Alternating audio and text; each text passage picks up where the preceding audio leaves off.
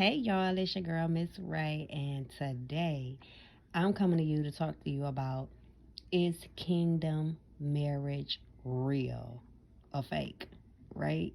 I know a lot of people feel like they're probably getting scammed out of this illusion or delusion that they're living in, and they really don't know which way to go. They feel like they're just so consumed with the whole kingdom spouse movement that um, they have hope deferred. And I know this because for a second, hot second, I got a little secular, and it was a little hope deferred. But then I saw a video where a lady stated she was looking at the wrong spouse, and she got hope deferred because the relationship didn't work out after she got dreams and visions. She thought this was the one, but she stated something very specific, that in her dreams, she would see the man running from her. He was never coming towards her. And that was a direct reflection of God trying to tell her that's not the one. But because she decided to proceed into that delusion, she began to worship that ministry instead of worshiping God and sharing her heart with that ministry. In the kingdom of God, I feel like it's two types of marriages. There's a general marriage where you get to pick and choose who you want to be your kingdom spouse. But then there is ordained marriages where your purpose has to be fully carried out with the aid of another person. So the connection is very necessary because it is going to help further and build God's kingdom on a whole nother level. So in a regular God ordained marriage, people can get together and they can live their life happily ever after and become a wife, stay at home wife, do nothing and things like that, or just learn to love each other, build and grow that way. And then you have those that are on assignment where they are called to build up the nation of God through housing, through development, through creating different programs and systems to help people that are trying to come into walking with God, as well as the people that are already walking with God. So he's building up. It's sort of like, say, you building up a city. Okay, so the ones that are on assignment, those are the ones that are typically the leaders, the ones that God gives his strategy to because they decide to go further in knowing and seeking God's face. Like, they seek God's face. They don't sit at his feet, they seek his face. A lot of people are content with just being in the will of God by living an everyday life that's simple. But then you have those that want a deeper level of God, so they search the secret places of God, and he reveals those things to him. Everybody ain't cut like that. So when these kingdom spouse messages come in, it's not necessarily for everyone. Every message ain't for everybody. Yeah, he might be coming in and you get a glimpse of it through a song or a lyrical, or somebody may come with a message of kingdom spouse relation, but a lot of y'all can't handle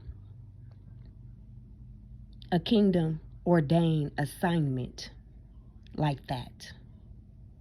Y'all need a regular schmegler. And this ain't no offense to nobody, but some people need to understand that where they are in life and in their walk with God cannot handle a kingdom marriage.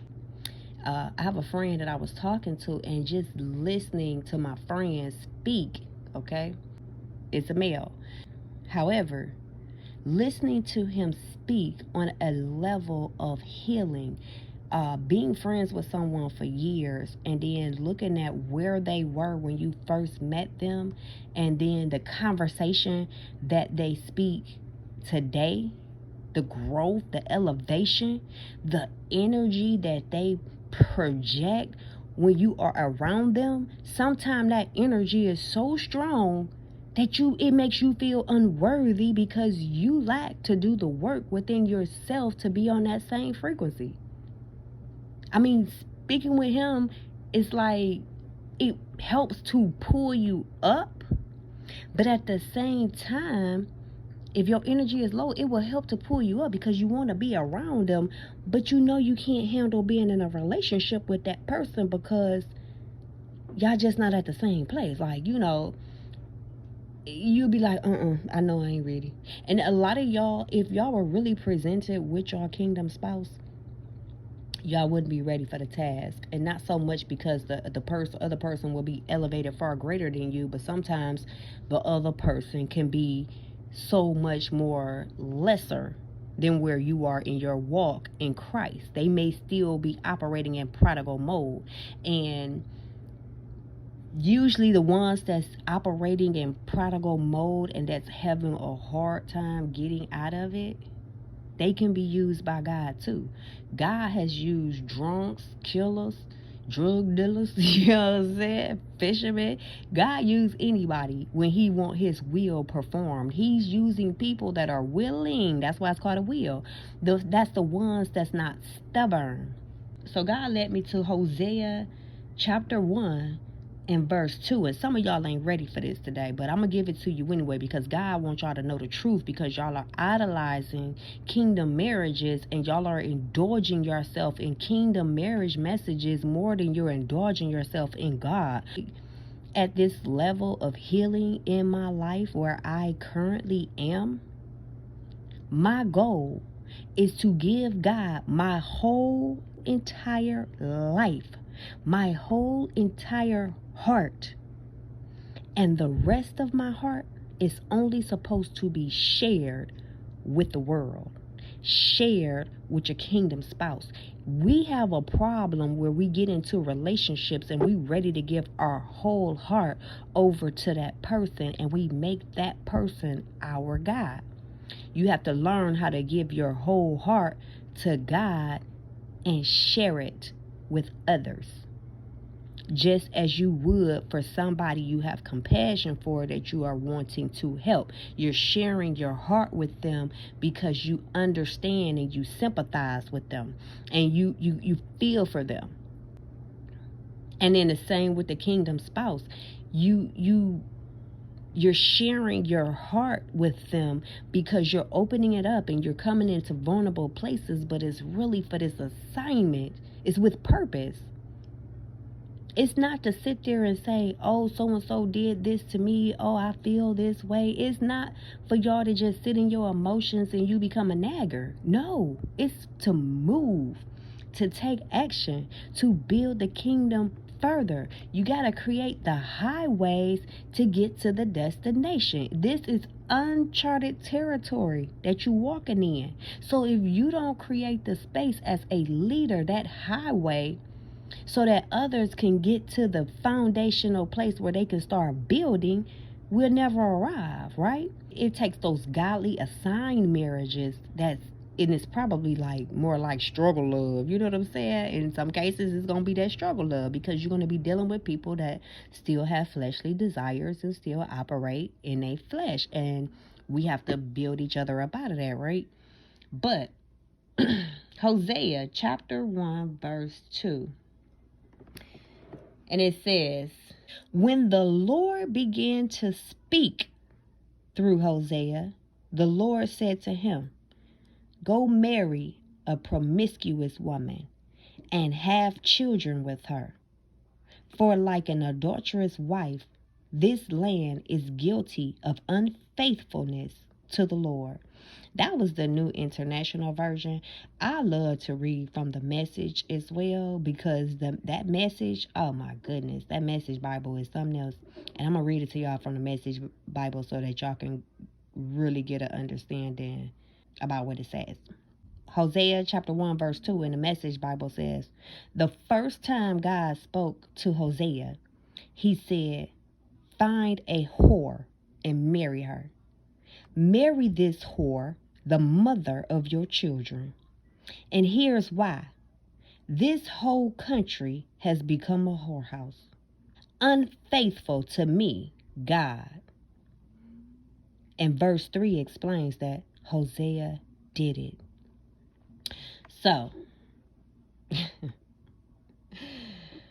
That right there alone, that wasn't nothing but Hosea walking in the spiritual realm. He let go of all ego and he picked him a promiscuous person, a whore, because God told him to do so. It said, and when God spoke to him, right? But in the Message Bible, it said the first time God spoke to Hosea.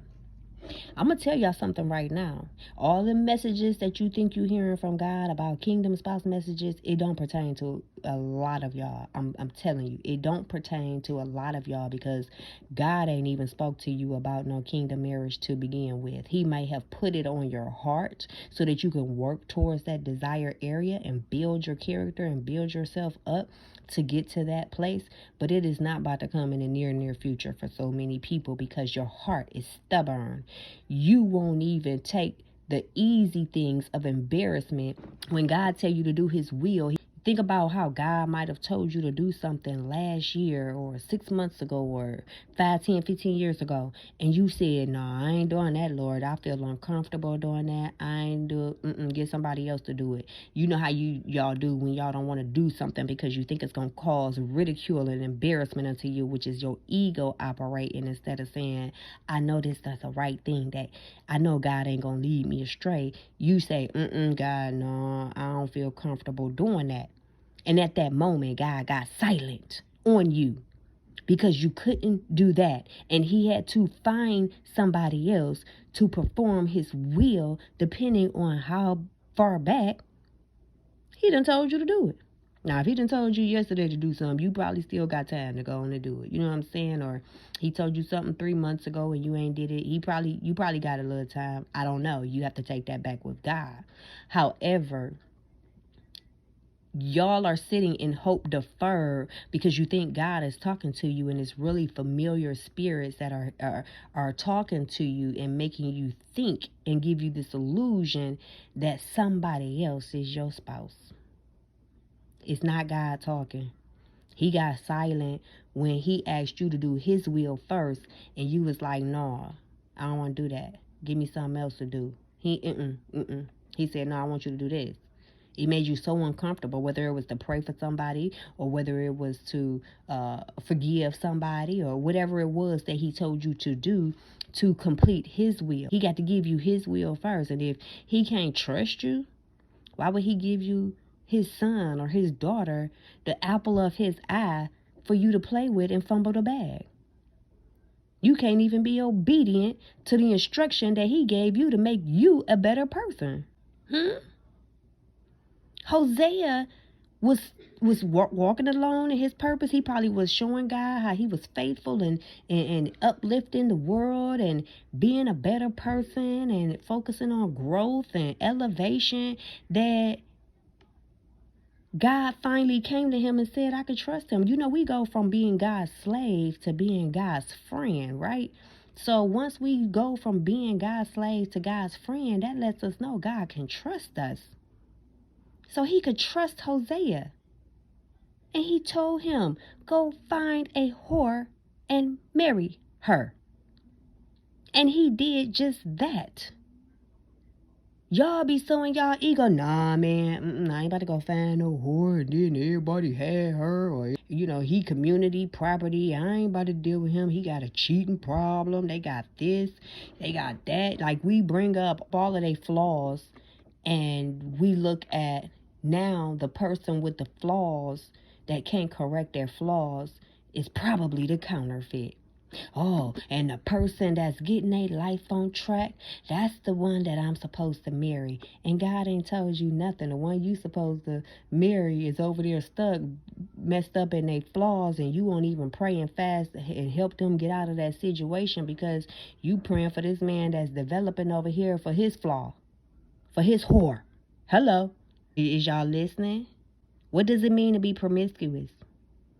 Having or involving many partners, right? A lot of y'all left y'all previous relationships or that person that you think is the counterfeit, y'all left them and y'all walked away, and it was necessary to walk away from that person because God has to do the inner work on the inside of them, and sometimes that separation is going to bring the elevation. But God took your mind off of them, but you so infatuated with the thought of being in love with somebody that you put your eyes on somebody else, which could have probably helped you a little bit if you were doing the work of God while you waiting. It makes the hope deferred a little bit less heavy because you trying to perfect and become yourself a wife or become a husband. You're trying to perfect yourself and you're focused on that. When you start getting inactive and sitting your thoughts, your emotions is overruling your logic. Oh God, you ain't did it for me yet. Oh God, God said keep your eyes towards the hills. Look to the hills that will come your help. Your help cometh from the Lord, right? When you take your eye off of God, off of that hill, and you in the middle of the ocean and you walking on water, believing and trusting God, and then you look around and say, I'm out here alone, God. My kingdom spouse ain't came. He looking in another direction. He won't even acknowledge me. He keep dogging me out. He said I ain't the one for him, Lord. But this message I found over here, it said that it's because we supposed to be apart. No. Who said it was that person? Maybe it's the person that you think is the counterfeit, and you supposed to be separating because both of you are being developed. Absence make the heart grow fonder, right? But during that moment of absence, God has to turn off your love button to get you into separation mode because he know you ain't gonna do it on your own. You too weak to get up and make a move on your own. So now you rather settle for somebody that's ready-made and put together when God said, go get you a whore. Is y'all gonna receive this message today? God said, go get you a whore. I'm gonna make her right. I'm gonna fix it. And the reason he wanted Hosea to get a whore was because the whole country had become a whoredom place. A place of whoredom worship. What is the United States today? What is the world that we live in today become? It has become a place where Jezebel spirits is running rampant. Is running rampant. And in order to heal those Jezebel spirits, sometimes we got to be put into those situations in order to heal and help the nation come up out of it. If you ain't got no influence in that area, how you going to be able to deliver somebody else out of it? Your marriage should be able to say, we overcame that spirit of Jezebel. We overcame that cheating, that lust that my partner was dealing with. And we was able to grow. And now guess what? You're going to start pulling other people up out of the dirt. You're going to start pulling up people that are following you. But if you ain't walking in it, then can't nobody follow you. Because you standing still. Y'all just all going to stand together and congregate. That's where gossip comes into place. Because y'all standing together, congregating, instead of you leading them up out of Egypt. The whole country was messed up. So God took him. Look at the compassion Hosea had to have to constantly forgive over and over and over again as his wife probably dealt with that sin. And every time he accepted her back with open arms, guess what? The healing was taking place. Once the situation had become conquered, other people going to come to you and be like, hey, how did you make it out? My husband over here cheating. I can't get my man to stop cheating. Well, first, you got to leave him alone and got to put y'all two back together once he feel like y'all are ready. And this ain't for everybody. Take this back to God, because it is only for assigned marriages when you know that you're supposed to be with somebody on the path and they right now, they are giving over to a reprobate mind. Okay? I'm going to just be honest with you. A lot of y'all are giving over to a reprobate mind just as the person that you think is the counterfeit. The same people that you shunning and looking away from, thinking that you about to get with this person that's put together, you have become that counterfeit. You know why? You start worshiping and idolizing that marriage. You start idolizing the life that will come with that, the love that you will have with that, when God is all love to begin with. If you are filled up on God's love, there is no way that somebody can come in and show you more. He the highest power. Lord Jesus. So here's the thing.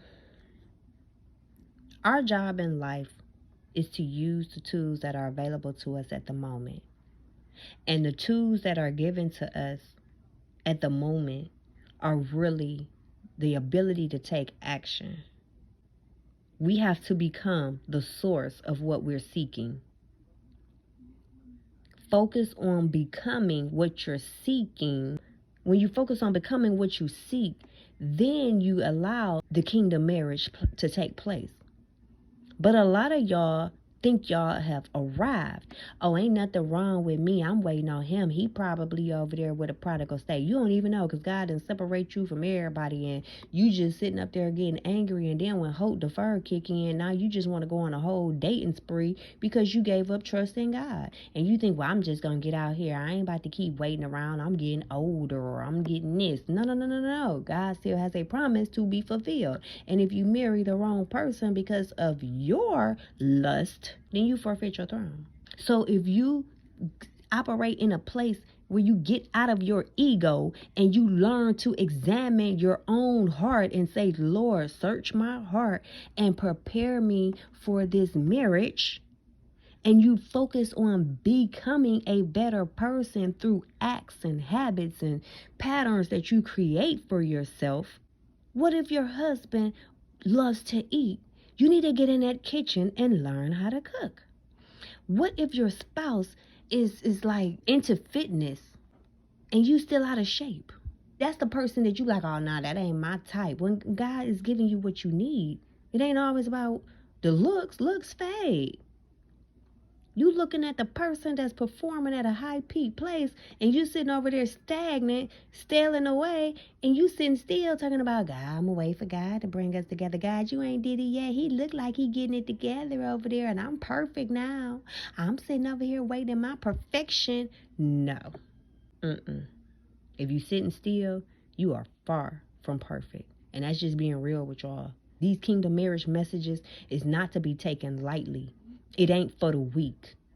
When you realize the things and the burdens and the places, the trauma that the leaders have to go through in order to even lead, to become a leader, you will back up off of kingdom spouse marriages as hard as you doing. Because you like, I don't know if that's ready for me. If you ain't went through nothing, no deep nothing, you got everyday problems that people have. Oh, I struggle with paying my bills sometimes. Oh, I didn't get my way at work today. Oh, everybody coming up against me. That's minor. Do you know it's people out here fighting for their life just because they were called to be a leader? And you over here complaining about the mundane things of the world and thinking that you are supposed to be on a heavy duty assignment? The devil really got y'all in a state of mind that is unreal. That's the real delusion right there. God has probably already turned you over to a reprobate mind. I'm going to tell you 5 signs of a person that's turned over to a reprobate mind. These are the 5 warning signs. They suppress truth with wickedness. That means they don't want to hear the truth. They want to keep living in a conformed state of being. So that ain't for me. They reject all wisdom that is sent to them. Even if it's confirmations. That ain't got nothing to do with me. That ain't me. No, they must be talking about the kingdom spouse, because it ain't me. I'm perfect. Willfully rejecting God. That is telling God no when he asked you to do something simple and he couldn't trust you to do nothing else. Remember the first time God spoke to Hosea. offering redirected worship is the third one, right? So when you offer redirected worship, that means instead of you worshiping God, you worshiping kingdom marriage messages. Thank you, God, for my marriage. You over here fasting and praying for a man. You done built him up so strong and made him ready for his wife, and he wasn't even the one you were supposed to be praying for. Okay, number 4. Y'all ain't ready. Having no limits or restrictions on sinful behavior. That's starting to do what you want to do. Now you done made your mind up that God taking too long, so you taking acts into your own hands. To start getting out there in the playing field and you wind up with a demon. Number 5. Demonstrating no desire for change. Do we really know another person's heart desire to want to change? No, we do not. We don't know what they're facing, what they're dealing with, what they're choosing to sit in at that moment that they can't get up out of, right? And at the same time, we demonstrate no desire for change when we won't even do what God told us to do to fulfill his ministry work. We do it when we don't want to change who we are because we think we have arrived, especially if a person been married before. Oh, I've been married before. I know all about the rules of marriage. Oh, I know what to do and what not to do. Humble yourself. Get out of your pride. Get out of your flesh. Get into the spirit. Let God lift you up. You are mere rags and dust. You ain't who you think you is. You remember in the world when they be like, you think you a dime, but you really a 5? Sometimes people think they a dime when they really a 6'7". Everybody think they a dime till they compare themselves with Beyonce. So you mean to tell me that you think you a 10? You need to ask God what you are and how you can get to a 10. Romans chapter 1, verse 28. It says, since they had no mind to recognize God, he turned them loose to follow the unseemly designs of their depraved minds and to do things that should not be done. So this is another message from God right here. Stop trying to blame God for not sending your kingdom spouse because you didn't do something on your part. There's a stagnation there. Trust me. You're not fully developed. So you need to ask God, where do you need to start over at to get fully developed to be able to handle this union? Because at this point, Romans 1:28 just confirmed, since they ain't got no mind to recognize when God is speaking to them or ain't speaking to them, they listening to all these thoughts that's coming up in their head, I'm going to turn them loose to them thoughts. That's you being turned loose to the thoughts of your mind, and then you start creating all these fantasies and visions in your mind that ain't even true. Get out your head. Get in God.